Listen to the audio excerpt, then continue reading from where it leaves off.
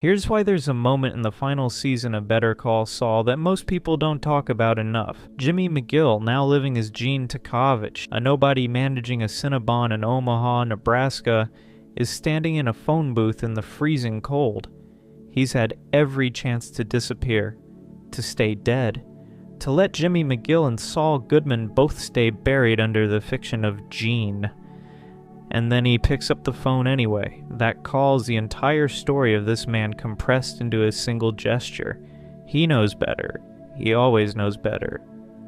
And he does it anyway, not because he's stupid, not because he's reckless in the way Walter White is reckless, fueled by ego and a bottomless need for recognition. Jimmy McGill makes that call because somewhere underneath the decades of costume changes and aliases and moral contortions, the part of him that needs to feel alive, that needs to feel like someone, refuses to go quiet. That's the engine of his tragedy. Not villainy, not weakness exactly, something more human and more painful than either of those things. Better Call Saul is one of the most remarkable achievements in television history, precisely because of what it refuses to do. It refuses to let Saul Goodman be a punchline. Breaking Bad introduced him as comic relief, the fast-talking ambulance chaser with the billboard and the cheap suits, the guy you called when you needed someone slippery and loud and completely unbothered by the ethics involved. He was funny, he was useful, he was, in the context of Breaking Bad's larger story, essentially furniture. Better Call Saul looked at that furniture and asked a question nobody had thought to ask. What happened to him? The answer the show delivers across 6 seasons is one of the most carefully constructed portraits of a person destroying themselves by degrees that American television has ever produced. And what makes it devastating, what makes it land with the particular weight it carries, is that Jimmy McGill didn't have to become Saul Goodman. Unlike Walter White, whose transformation requires us to watch a man choose darkness in real time, Jimmy's tragedy is built on proximity, on circumstance, on a brother who couldn't let go of a grudge, on a system that kept pushing him toward the exit, on a woman he loved who tried to save him and couldn't, because some wounds don't heal cleanly no matter how much the person doing the bleeding wants them to. To understand Jimmy McGill, you have to go back to Cicero, Illinois. Jimmy grew up in his father's shop, watching a decent man get taken advantage of over and over again by people who understood something Jimmy was starting to understand himself. The world is truly not organized around fairness. It is organized around the ability to recognize an angle and take it before someone else does. His father, Chuck Sr., was a good man who kept getting robbed because he refused to accept this. He extended credit, he trusted people, he believed that being decent would eventually be returned in kind. Jimmy watched this and drew a different conclusion. He became a small-time con artist, a grafter. Slippin' Jimmy, they called him in Cicero. The kid who could talk his way in or out of anything, who could read a room and a person and find the seam in both within 30 seconds of walking through a door. He wasn't malicious. The cons weren't born of cruelty. They were born of a kid who'd figured out early that the deck was stacked and had decided to deal from the bottom himself rather than keep losing. Then came the incident. The Chicago sunroof. A prank that crossed a line. A moment where a slippin' Jimmy went too far, and suddenly the gap between charming small-time grifter and actual criminal got very thin, very fast. Chuck McGill, already an established attorney, already building the career that would eventually make him a founding partner in one of Albuquerque's most prestigious firms, flew to Chicago and got his brother out, pulled strings, made it go away. And here is where the story really starts, because Chuck didn't do it out of pure brotherly love. He did it at least partly because having a brother in prison was incompatible with the image he was carefully constructing. He did it, and then spent the rest of his life holding it over Jimmy's head in ways that were never quite direct enough to call out, but were constant and suffocating and absolutely intentional. Jimmy, to his genuine credit, tried. That's the part of this story that tends to get lost. Jimmy McGill, the man who would become Saul Goodman, genuinely tried to be the person Chuck wanted him to be, the person he wanted to be himself. He passed the bar exam, not easily, not with a law school degree behind him and professors preparing him. He studied on his own, failed twice, and passed on the third attempt through sheer, stubborn determination.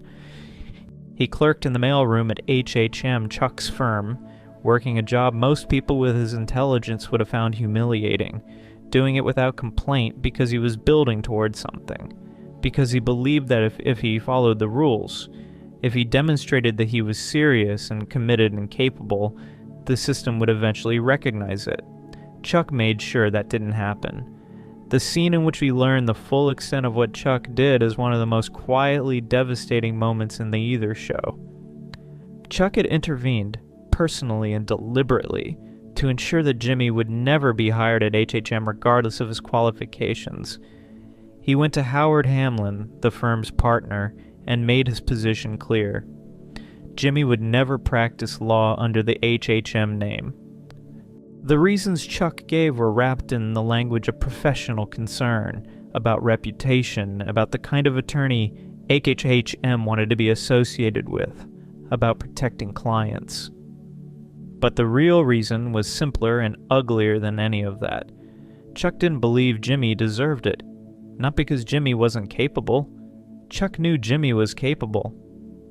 What Chuck couldn't tolerate was the idea that his younger brother, Slippin' Jimmy, the con artist from Cicero, could arrive at the same destination Chuck had spent his entire life building toward, and arrive there on his own terms, without being fully transformed, without shedding every trace of the person he'd been before. Chuck needed Jimmy to reign lesser. He needed the hierarchy between them to stay fixed, and he was willing to sabotage his own brother's career, quietly and systematically, to ensure it did. When this comes out, when Jimmy finally understands with full clarity what Chuck has been doing, something shifts in him that never quite shifts back. This is important because until that moment, Jimmy was still operating inside a framework where the rules, however frustrating, were ultimately legitimate, where the system, however slow, would eventually reward genuine effort. Chuck's betrayal doesn't just hurt him personally. It demolishes the foundational premise Jimmy had been building his reformed life on.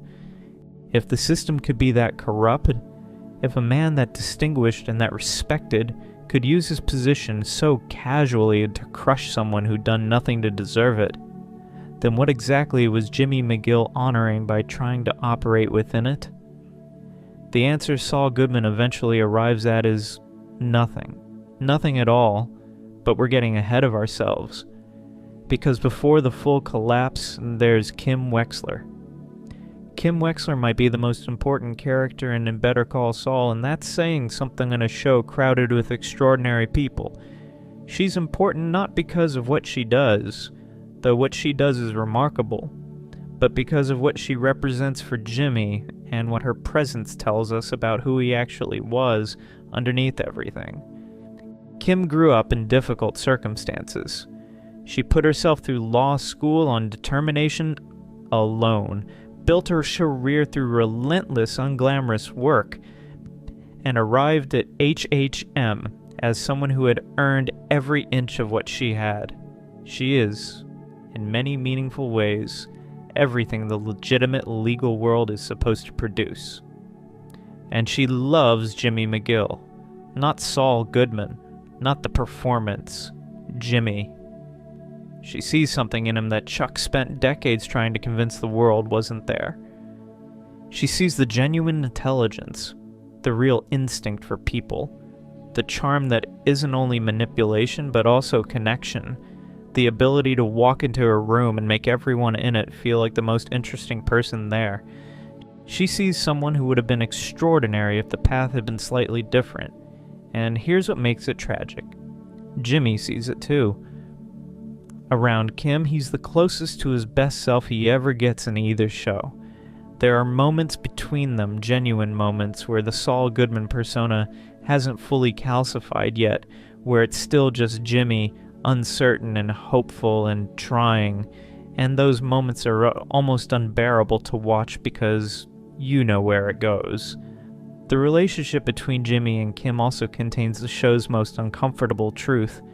Kim is not simply a victim of Jimmy's influence. She has her own capacity for the grift, her own pleasure in working an angle, her own darkness that Jimmy's world gives her permission to access. The Mesa Verde situation, the schemes against Howard Hamlin, the escalating complexity of what she's willing to do when she's operating alongside Jimmy rather than apart from him. Kim doesn't become corrupt because Jimmy corrupts her. She carries something within herself that their partnership unlocks. And that, ultimately, is part of what destroys them both. Because Kim can recognize what they're becoming clearly enough to walk away. And Jimmy cannot. By the time Kim leaves, the architecture of Jimmy's self-destruction is nearly complete. She is the last structural support that was still holding something recognizably Jimmy McGill in place, and her absence doesn't free him. It collapses whatever was left. The transformation into Saul Goodman is not a single moment. It doesn't happen in a dramatic scene with a clear before and after.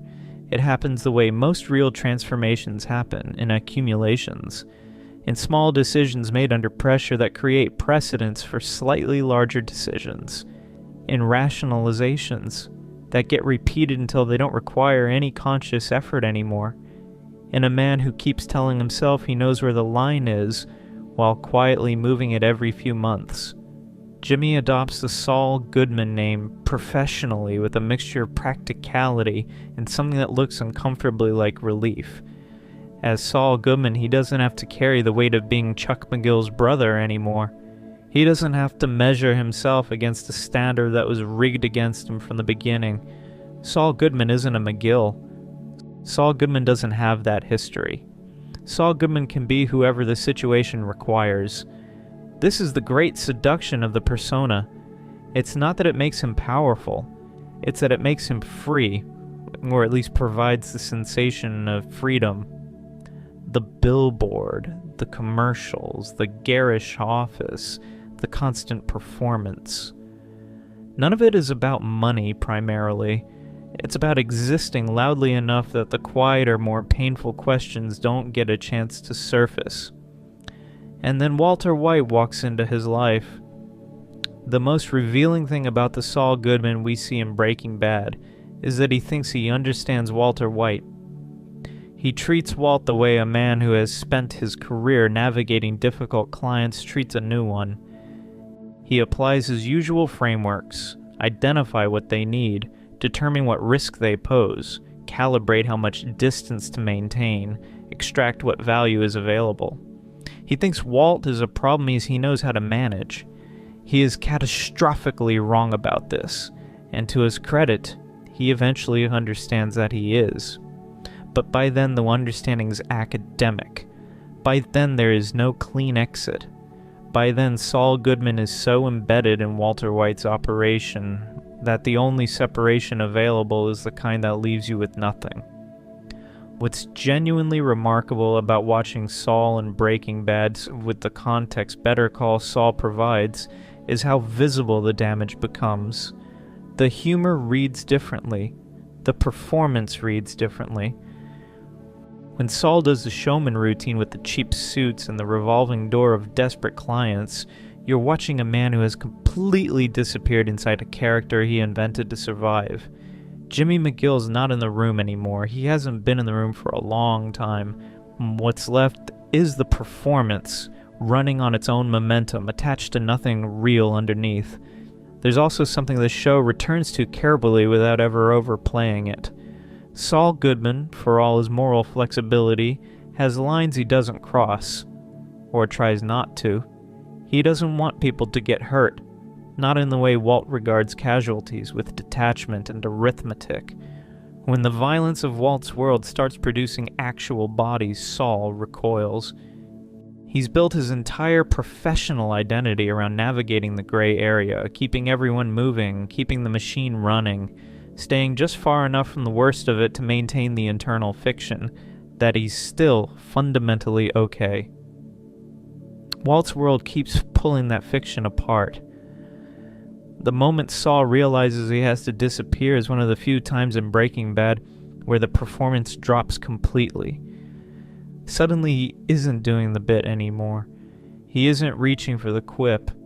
He's just a frightened man who spent years telling himself he was in control of something he was never in control of. And now the walls are collapsing and there is no angle left to work. Gene Takavic is who Jimmy McGill becomes when there's nothing left to perform for.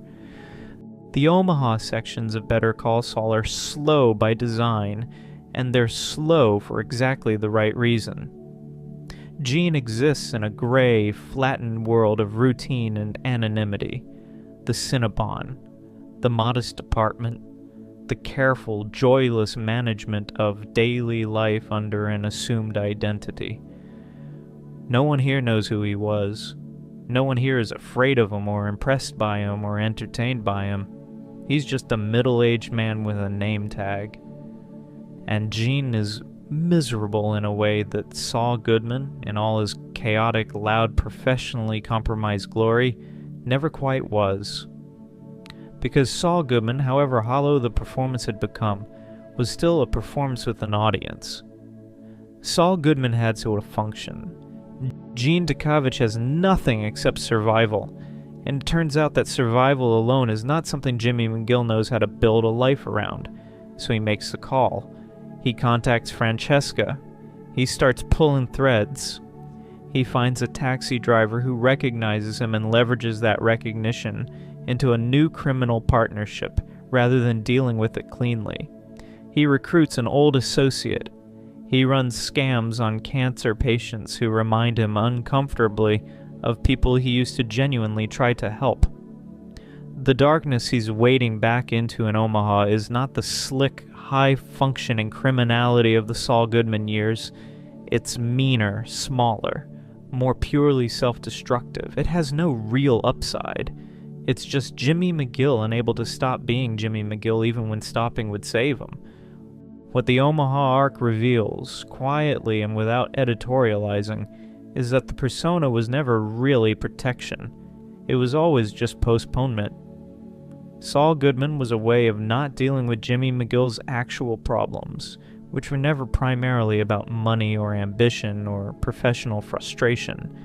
They were about identity, about belonging, about the fundamental question of whether a person who grew up being told he was lesser by the people who were supposed to love him most could ever fully believe that he deserved something better. The answer Jimmy keeps arriving at, without ever quite articulating it, is no. And that no is what drives every self-sabotaging decision from Cicero to Omaha. The ending Better Call. Saul gives Jimmy McGill is something the show clearly agonized over and something audiences are still arguing about, which is probably a sign that they got it right. Jimmy confesses. Not because he's caught in a way that makes confession unavoidable. He engineers the situation so that the full truth comes out in open court in front of Kim Wexler, in front of the people who will determine what the rest of his life looks like. He trades an extraordinarily favorable plea deal for something closer to full accountability, knowing exactly what it costs him. The scene in the courtroom is the first time in either show that Jimmy McGill stands completely still. No angle, no performance, no charm deployed in service of an outcome he's already calculated. He simply tells the truth in sequence without softening it. He names what he did. He names his role in what happened to people. He includes things that weren't legally necessary to include. He makes a confession as complete as he can make it, and then he sits down and accepts what comes next. This is the only moment in the entire run of both shows where you could argue Jimmy McGill fully became the lawyer he was always capable of being. Not Saul Goodman, the performer. Not Slippin' Jimmy, the angle worker.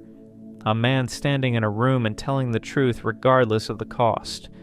The question the ending asks and deliberately refuses to answer cleanly is whether this constitutes redemption. Whether a man who made every choice Jimmy McGill made and gets to arrive at something like peace simply by finally telling the truth.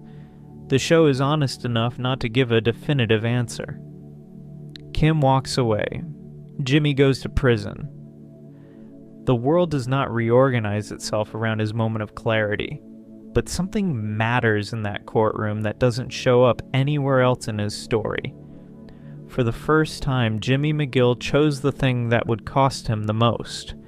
Every previous choice, including choices framed as sacrifices, contained a calculation, a self-serving element, however buried. The confession in that courtroom contained none. It was the first genuinely selfless thing he did in either show. That's not nothing.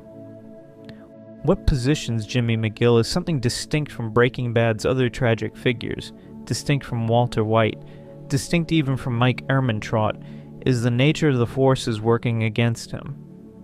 Walt's destruction is almost entirely self-authored. Mike's is constructed from his own choices, however understandable those choices were given what he'd already lived through. Jimmy's is genuinely collaborative.